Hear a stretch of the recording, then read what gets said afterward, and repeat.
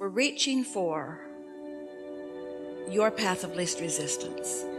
And we want you all to hear that sometimes what you're asking for in the moment, you're not ready to let in. So what you get back is the letting in process rather than what you're asking for. Maybe you'll meet us there, maybe you won't. You could meet us there, but maybe you won't. You could, but maybe you won't. Doesn't matter if you do or you don't, because you can get there eventually. So you'll probably get there. You'll probably hear.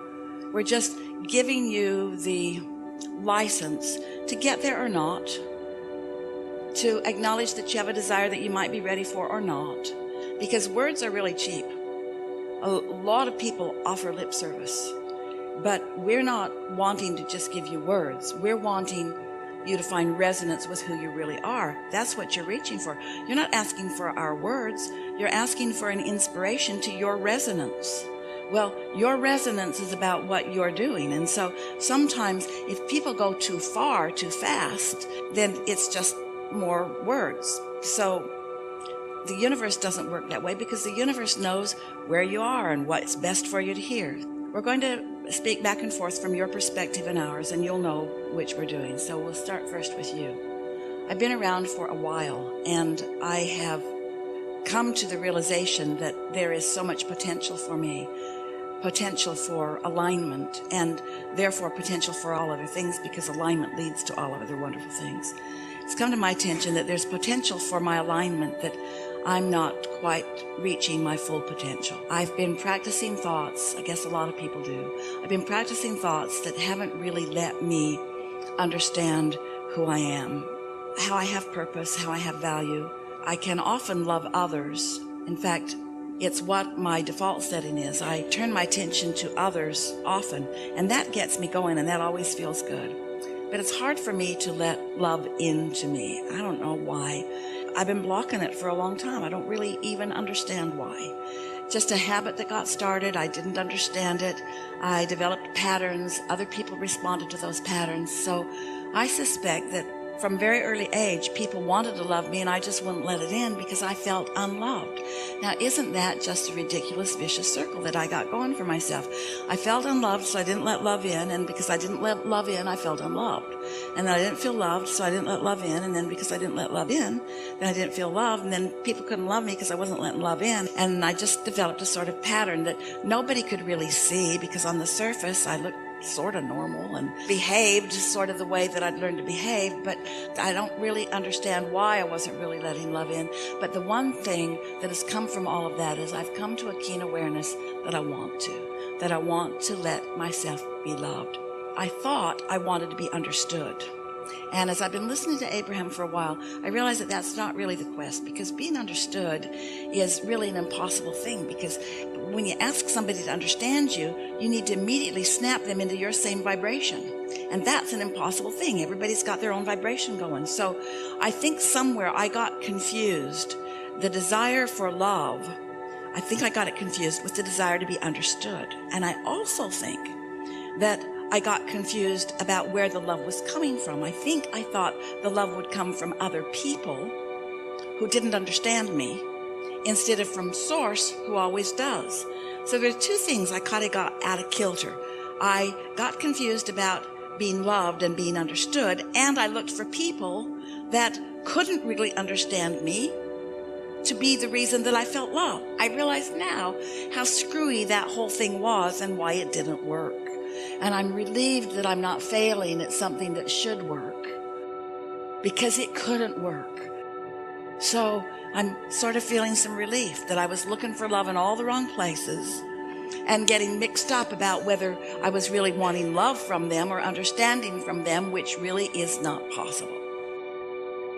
So I also understand that when I'm in a sort of bad place and I want someone to love me or understand me, that they've got to go to the same bad place I am to understand me. Those two things don't go together. I want them to love me and understand me, but they can't understand me unless they get on my vibe. And if they're on my vibe, my not good feeling vibe, then they can't love me. No wonder it didn't work. Now I've kind of got that squared away.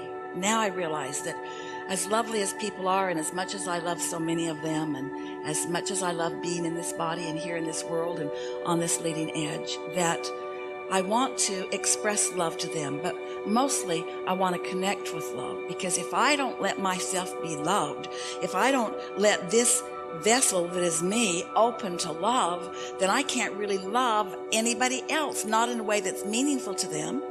So a lot of us are just running around a little bit broken. We're not letting love in, but we're trying to let love out. So we're not going back to the well of replenishment. We're just loving and serving and trying to be of value and getting depleted and getting exhausted and getting overwhelmed because we're not letting it in. It's like never breathing air in and always breathing it out. You can't get too far with that. Pretty soon you got to start breathing it in, or you have nothing to breathe out. And so I'm more clear about all of this. So I'm no longer wanting to look to others for that replenishment, although sometimes you can find it. Sometimes somebody's all tuned in, tapped in, turned on, and they got it going and blowing. And when they hold me as their object of attention, I can feel it. And I do like that, but I don't want to depend on somebody else's connection for that, because they've got stuff they're doing too. And I don't need anybody else's connection. I've got my own straight line to it. I've got my own vortex. I've got my own valve that I can open wide to it. And often I do. Sometimes I do. Sometimes I do it more easily than not. It sort of depends on the momentum that got going. But more and more, I accept these things. I know that Source exists. And I know that my inner being is a big part of that collective consciousness of Source. And that my inner being is, in an undivided way, focused upon me.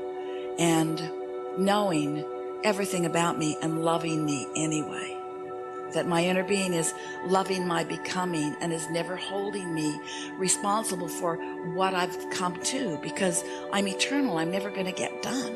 And there's always going to be within me a gap between what life has caused me to reach for and what I've allowed myself to catch up with. And I've been beating up on myself so long about that gap, because I reach for more and then I don't go, and then I feel bad about the gap, but my inner being never does that. And, I'm just figuring this out. The very reason that I don't feel love, or that I feel unloved, is because my inner being is there and I haven't joined my inner being. In other words, the negative emotion that I feel, that I've been calling people not loving me, or my inner being not loving me, or me not letting love in, has only been because I have reached and have not caught up with what I've reached for. And so the very fact that I can feel negative emotion, which feels not love, is my proof that the love exists. Because if that love didn't exist and it wasn't pointed right at me, I couldn't feel this discord from not letting it in. So the very unlovedness I feel is proof of the love that is there. It showed it to me from time to time when I was in the right place. I let it in from time to time, and I'm getting better and better at letting it in. I know that my inner being loves me. I like to know how my inner being sees me, and I'm in a better place now than I was at the beginning of this conversation.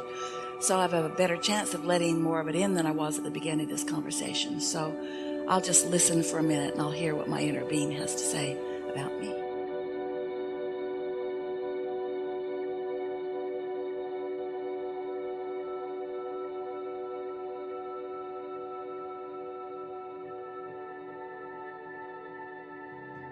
If this environment has the wherewithal to inspire a desire within you, this environment has the wherewithal to deliver it.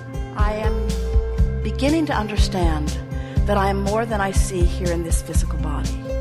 I acknowledge that there is a larger part of me, a source energy part of me, that is truly the essence of who I am. And I accept that a part of that consciousness is now flowing in this physical body. And so there is a sort of duality going on within me, where I have this stable beginning and becoming, and then there is the part of me that is focused here in this physical body.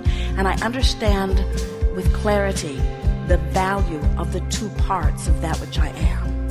I can feel the eternalness of who I really am, and I can feel the specifics of who I am in this human form on this leading edge time-space platform. and I am beginning to feel appreciation for the contrast that surrounds me, that once I condemned, now I embrace, because I can feel that the contrast is inspiring yet another new idea from me. And I remember feeling a new idea being born within me and hating the birthing of it because it was an idea that I did not believe, and therefore it brought me pain. But now I'm experiencing the thrill of giving birth to ideas, and even though I don't know how or when or who it will come about, I don't know where, I don't have the details of how it will unfold, I do have faith or belief in the laws of the universe, and I am knowing that I am a creator who, having given birth to this idea, will be given all of the advantages of the resources of Source in order to accomplish it. So while I stand in this place of wanting something that I have no way of figuring out how it's going to be, I am feeling soothed in the awareness of it. No, more than soothed. I not only feel soothed about having given birth to an idea of something that I want, I'm feeling enlivened by it, because the larger part of me knows unequivocally that I am the creator of my own experience, and that larger part of me is not only looking at it and agreeing with it, but has become the vibrational equivalent of it. In fact, the larger part of me has already become what I'm asking for, and so now it's only a matter of the rest of me catching up with it. And now that I know what I know, I don't think this is going to be too much trouble. When I move in the direction of catching up with it, I feel better, and when I move in opposition of catching up with it, I feel worse. And I am so sensitive to the way that I'm feeling these days. I'm so proud of myself because I'm aware of when I'm going with the flow and when I'm not. I'm aware of when I'm moving downstream and when I'm moving upstream. I can feel when I'm letting myself be who I have become, and I can feel when I'm not letting myself be who I've become. And I'm no longer mad at myself in the moments that I'm not letting myself be who I've become, because those moments only help me to know the difference in the guidance system. I can feel I'm actually molding the clay. I'm finally in the place where I don't need to be the manifested receiver of everything that I want all at once, because I know that it's all coming, that there will never be a time that I will not be sending more rockets of desire into my future. I'm finally beginning to get it, that I never get it done and that I cannot get it wrong, because everything that I'm living is causing an expansion, and I can tell by the way I feel whether I'm moving toward that expansion or not. Finally, I'm beginning to understand that it was never about the fulfillment or the manifestation anyway. These things that I want are only my target to focus upon so that I can ride this river of life. I am fulfilled in the knowing that I am expanding, and I am thrilled in the knowledge that I will never get it done, and I am satisfied, deeply satisfied with where I am. I'm thrilled in knowing that I am where I am, and that I'm putting the boat in the water wherever I am, and my knowledge that the stream is flowing downstream, ever flowing toward all that I have become, is enough for me to feel satisfaction in where I am. No more will I nitpick as I measure the distance between where I am and where I want to be. Instead, I flow on this joyous river, and I experience the exhilarating feeling of motion toward my expansion.